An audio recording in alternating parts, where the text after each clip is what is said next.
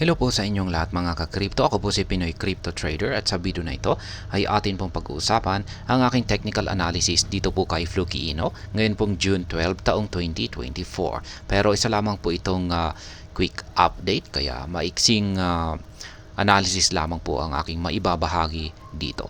At yan yung kahapon ay magkakasunod po mula dito na ang nabubuo nating mga bearish candlestick dito. Nagpapakita po ito talaga na na matindi po ang bearish momentum nitong si Fluky, no? Pero kahit na kulay green yung ating Hazard indicator dito, ay mapapansin po natin na lumiliit na yung kanyang pangangatawan.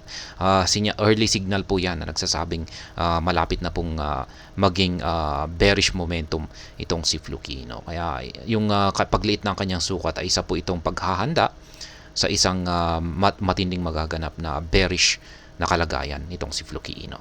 At kahapon po ay nabasag po yung minor support line natin dito sa 30 digits 24,167 kung saan ay meron din na rin po tayo nakaabang na isang buy pending order dito at na-trigger na po yan kahapon. Kaya yan po yung latest na trade natin dito kung saan ay naganap po yan kahapon. Ngayon ay meron po kasi tayong isang pattern dito na binubuo ng dalawang kulay puti na linya at kung pag nabasag po yung lower portion na ito ay posible po siyang bumagsak hanggang dito sa sunod na major support line natin dito sa 17,549. Kaya ang gagawin po natin dito ay i-adjust po natin dito yung isa sa ating buy pending orders or position dito. At kung nabasag naman po kasi yung major support line naman natin dito, ay posible pong bumagsak pa sa mas mababang presyo itong sa Fluky Ino at posible po siyang umabot hanggang dito. Ayan, ito naman yung nakikita ko rin na pinakamababa na ibabagsak ng market price ni Fluky Ino kung sakaling nagkaroon po tayo ng breakout dito sa lower portion ng ating pattern na ito at ang major support line natin dito. Kaya yan po yung mga adjustment ng ating mga live na buy pending orders dito kay Fluky Ino. Yung buy pending orders naman po natin ay mukhang malabo pong akyatin niya yung pinakamataas na presyo natin dito. Kaya a-adjust lang po muna natin siya dito. Kaya yan po yung ating nag-iisang take profit muna sa ngayon.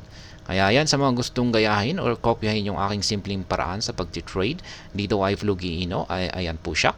Meron lamang po tayong isang take profit or sell pending order dito na nandito. Ayan, yung kulay yellow na arrow signs at yung dalawang kulay blue na arrow signs ay mga buy pending positions or orders naman po natin yan. Yung aking analysis naman po rito ay ayan, update po natin ito at palitan po natin ito ng kulay green kasi yung color coding po natin dito is yung mga kulay green ay mga resistance line, samantala yung mga kulay red ay mga support line naman ang mga ito. Kaya ayan, nabasag po ito at nagsisilbi na po itong isang resistance line at mapapansin po natin dito na yung ating QQE mode indicator dito ay yung mga nabubuong QQE bars nito ay ayan na po, may nakakadalawa na tayong QQE bars na yan, dalawang magkasunod na QQE bar at yung kasalukuyan ay mas malaki yung sukat nito kaya mukhang susubukan po niyang banggain or basagin yung lower portion ng ating pattern na ito at saka support line na ito. Kaya ito po yung babantayin natin dito. Kung pag mababasag po ito ay tuloy na tuloy po yung kanyang pagbagsak hanggang dito sa sunod na major support line natin dito. Pero kung pagbigo po siyang basagin ito ay ayan, magko-consolidate po siya, maglalaro po siya dito sa ibabaw ng lower portion ng ating pattern na ito or sa loob nito. Magpapatuloy po siyang magko-consolidate dito. Kaya yan po ang aking technical analysis update para dito kay Fluky Ino. Yung mga nagtatanong kung ano yung ginagamit kong platform at saka indicators dito ay check na lamang po ninyo yung description ng video na ito. At hanggang dito na lamang po tayo sa video na ito. Sana po ay inyong nagustuhan ang aking paliwanag sa video na ito. Kung inyo po itong nagustuhan ay pakiclick lamang po ang like button nito.